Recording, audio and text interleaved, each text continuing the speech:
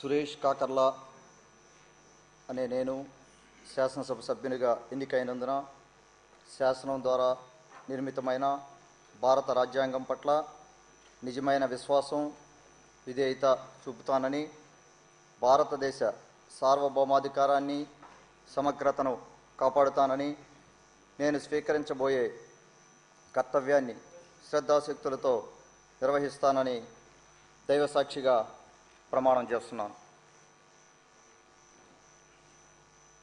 ఆంధ్రప్రదేశ్ శాసనసభ సభ్యుడినైన కాకర్ల సురేష్ అనే నేను సభ నియమాలకు కట్టుబడి ఉంటానని, వాటిని అనుసరిస్తానని, సభ మర్యాదలను పాటిస్తానని, సంప్రదాయాలను గౌరవిస్తానని దైవసాక్షిగా ప్రమాణం చేస్తున్నాను.